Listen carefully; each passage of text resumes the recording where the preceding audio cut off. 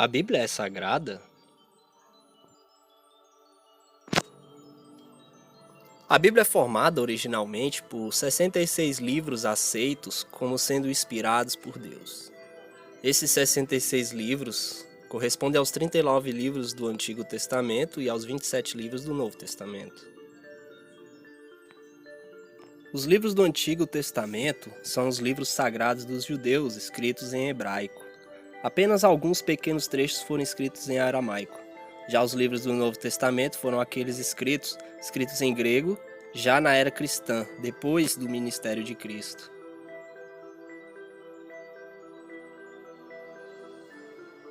O Antigo Testamento conta a história do período antes de Cristo. Já o Novo Testamento registra os acontecimentos a partir do nascimento do Messias. Os livros do Antigo e do Novo Testamento também são classificados por suas características e assuntos. Pentateuco. São os 5 primeiros livros da Bíblia. Eles contam a origem de todas as coisas e a forma com que Deus escolheu para si um povo.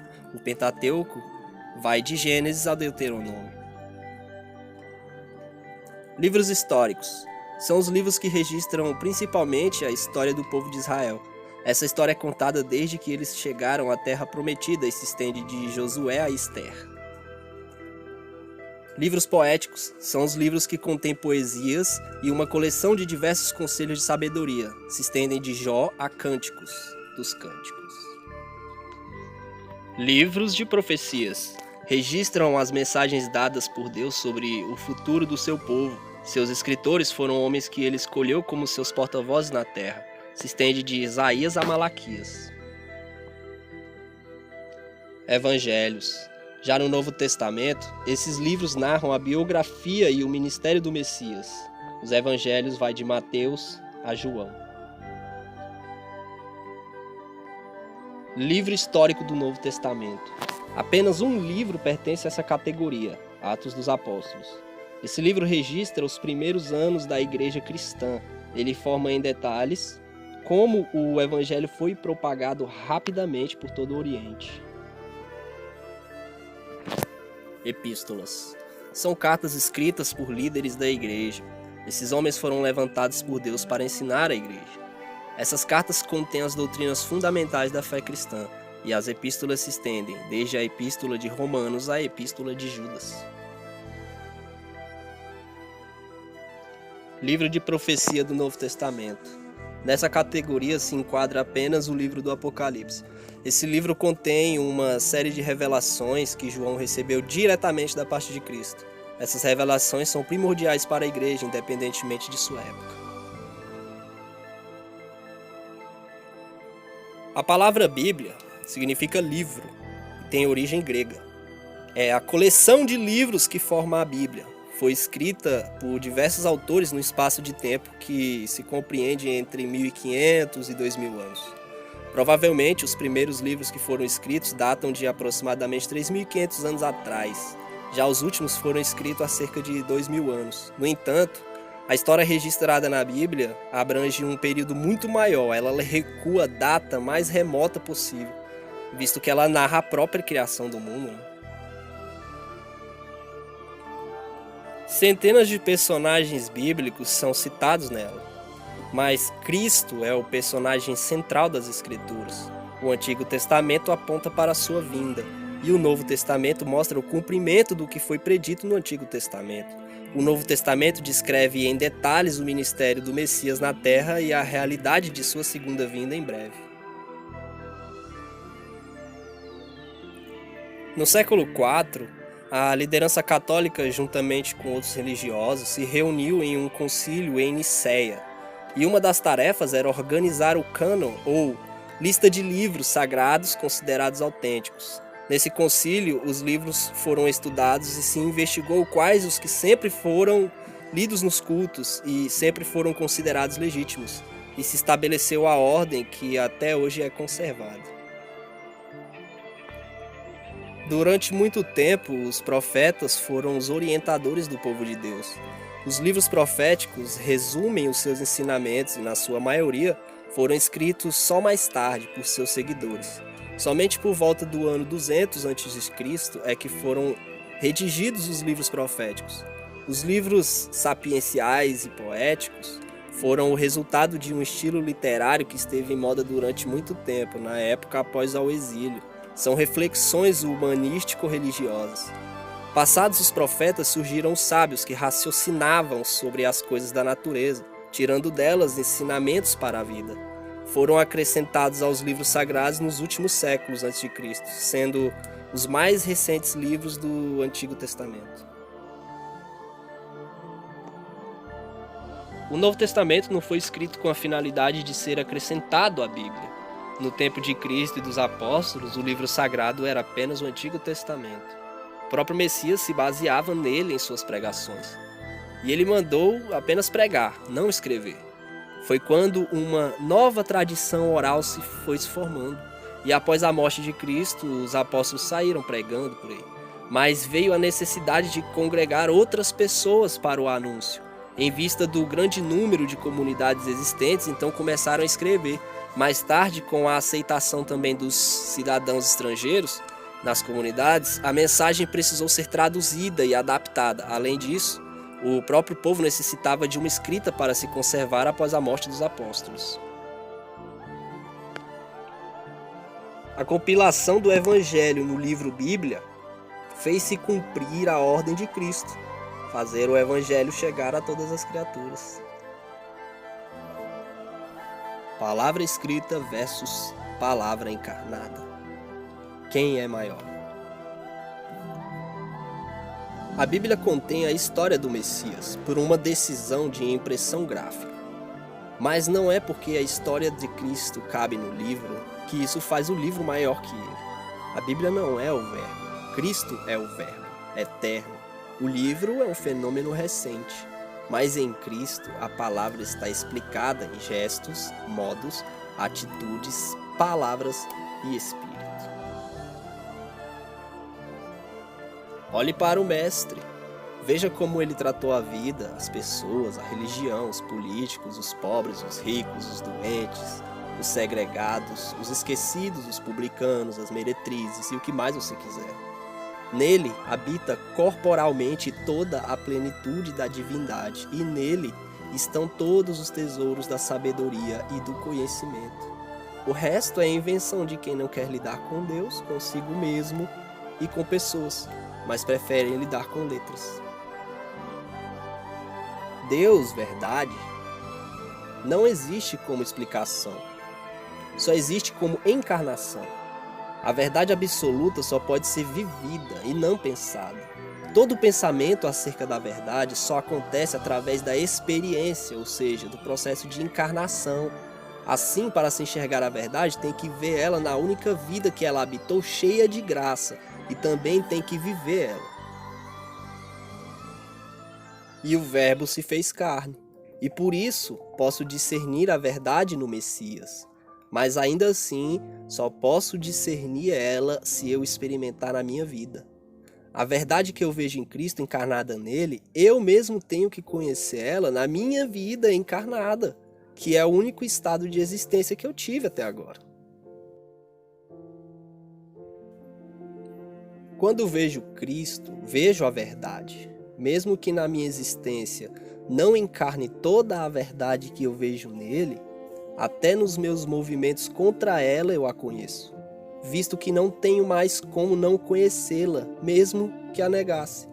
Foi assim com Pedro, ele conheceu a verdade em Cristo e teve que experimentá-la em si mesmo. E provavelmente o dia em que ele negou o Mestre tenha sido para ele um dia de muito mais verdades do que a própria noite da transfiguração.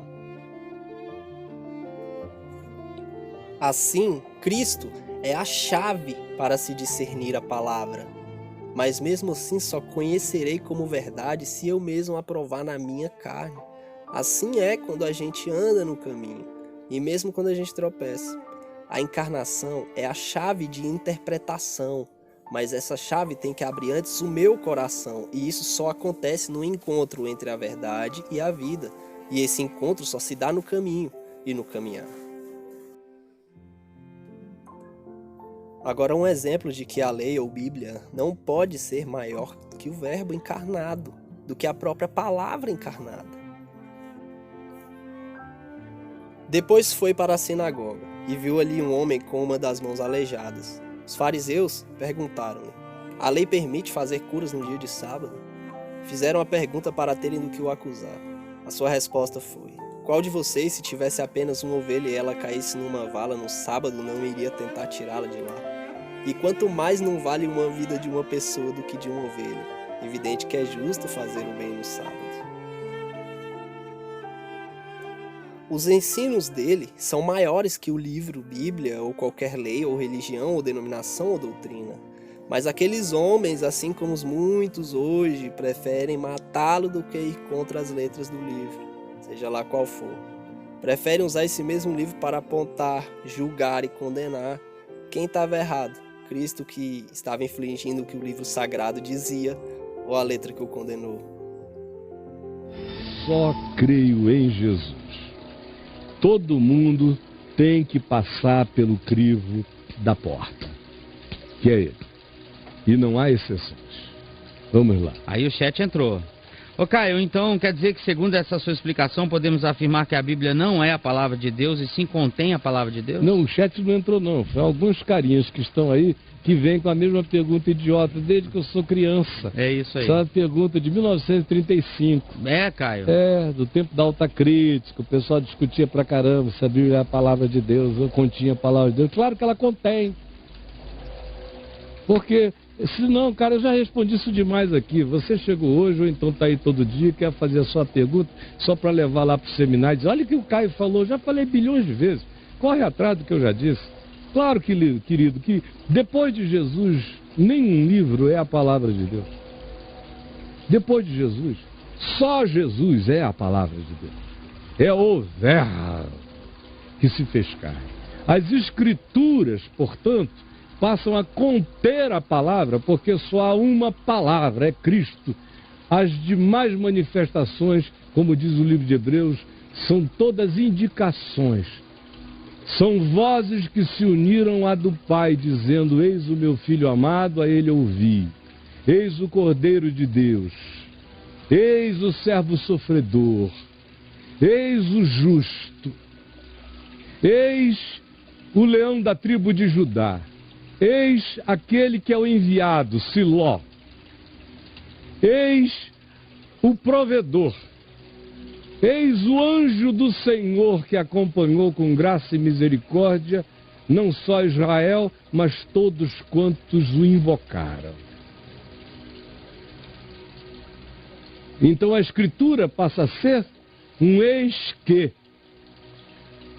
Como diz o Apocalipse, a Escritura inteira existe para dar esse testemunho de Jesus, pois o testemunho de Jesus é o Espírito, é a essência, é o significado de qualquer profecia ou de qualquer Escritura. O resto é história de Israel, com coisas bonitas, assim como Atos dos Apóstolos. Coisas bonitas, coisas feias, coisas horrendas, coisas inomináveis, coisas sublimes, narrativas. Jesus é a palavra, amigo. Agora, eu sei que você cultua a Bíblia, vocês todos que cultuam um livro, me chamem de herege. A eternidade vai chegar e vocês vão ver quem tinha discernimento e luz ensinando o significado de Jesus.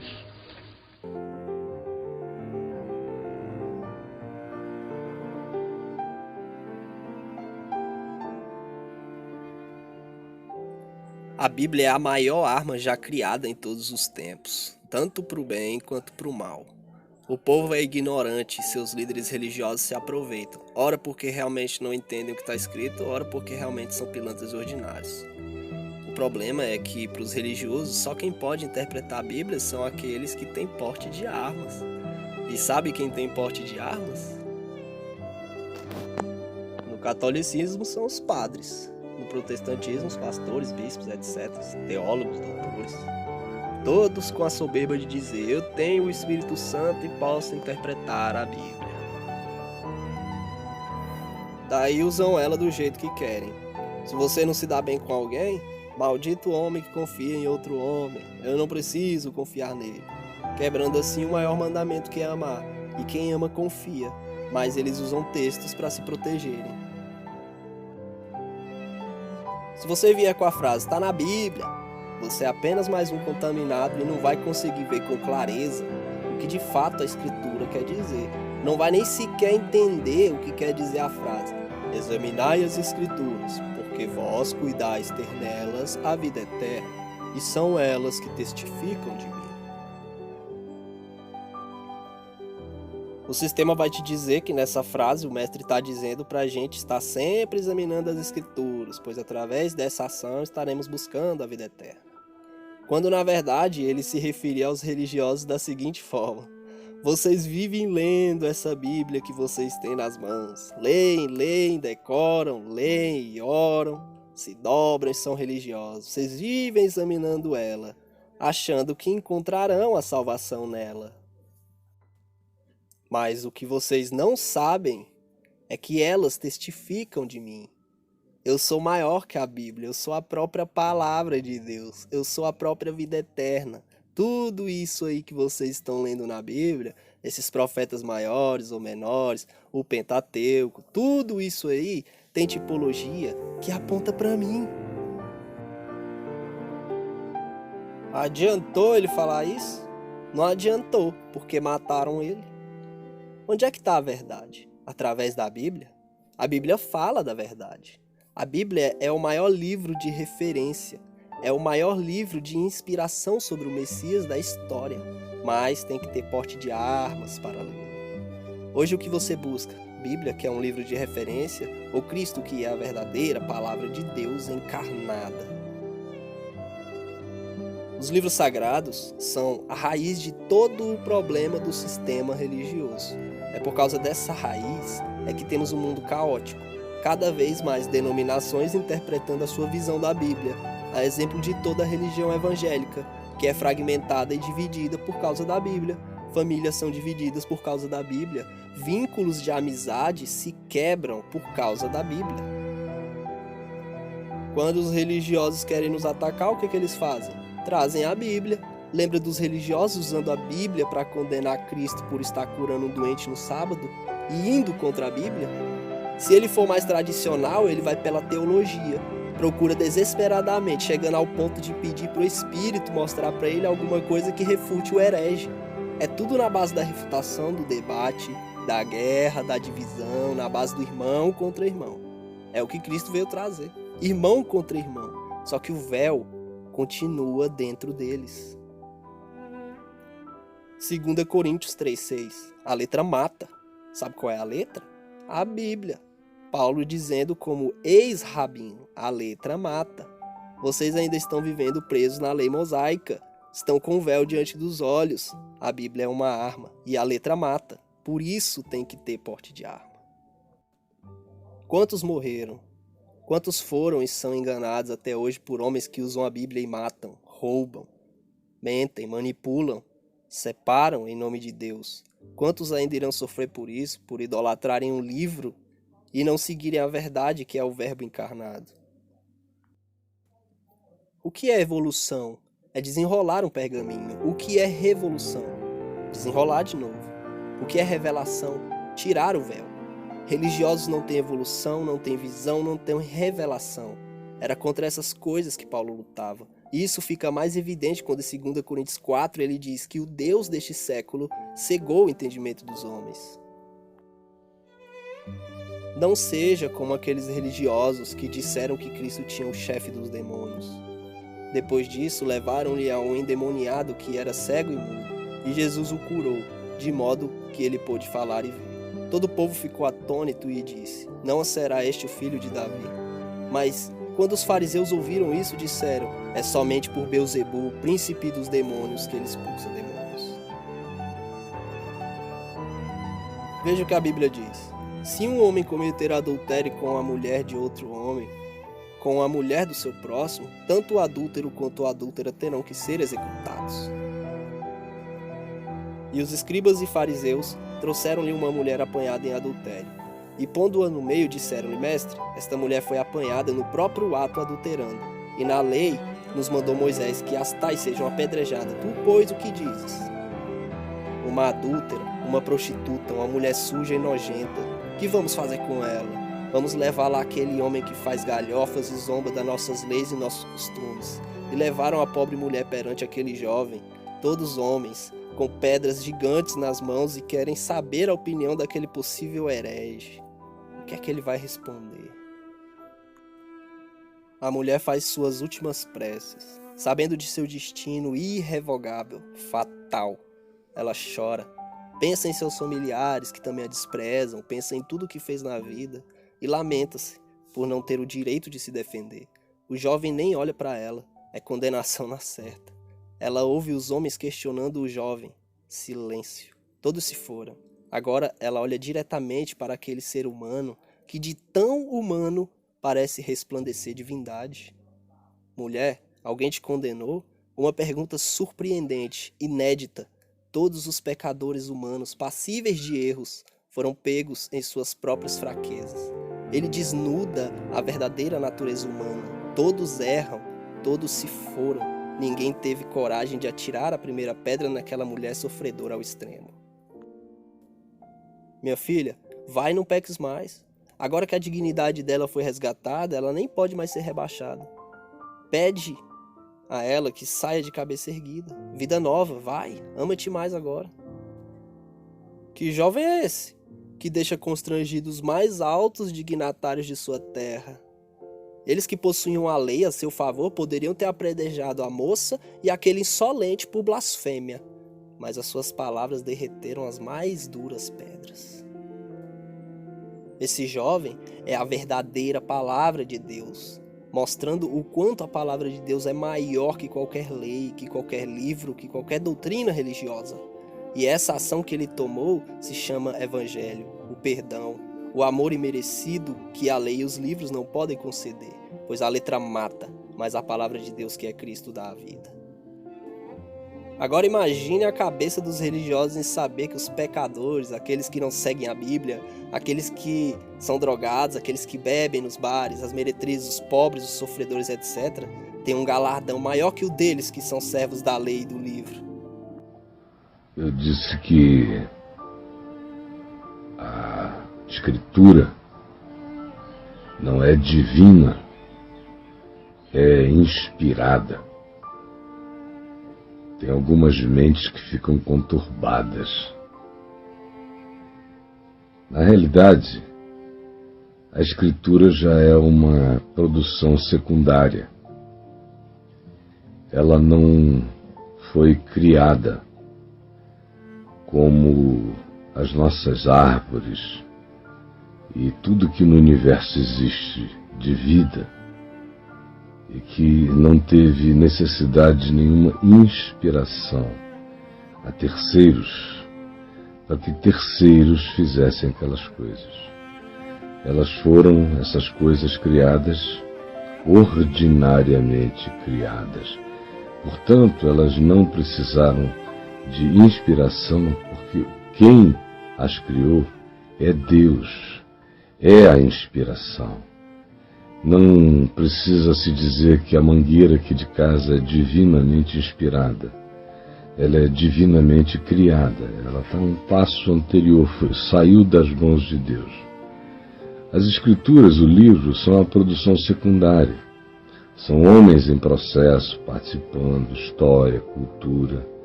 No meio de toda a confusão da história, da cultura, da personalidade, da psicologia dos indivíduos implicados, houve ainda esse poder extraordinário que os venceu. A própria natureza humana é contrária à inspiração divina. Que os venceu. Eles foram vencidos pela inspiração. Isso não é pouca coisa, não. Agora, a Escritura não é divina. Assim como a mangueira aqui de casa, que é uma criação direta, não é divina. E se alguém adorar a minha mangueira, é idólatra. Assim como alguém que adora a Escritura é idólatra. Ela é inspirada por Deus. A única palavra de Deus divina é Cristo, é Jesus. Toda a Escritura é divinamente inspirada, mas não é divina, é divinamente inspirada. Divino Deus, com a qualidade de Deus em essência e plenitude, só há uma palavra: é o Verbo, é Cristo Jesus o Senhor. Pelo amor de Deus, convertam-se e vivam em paz.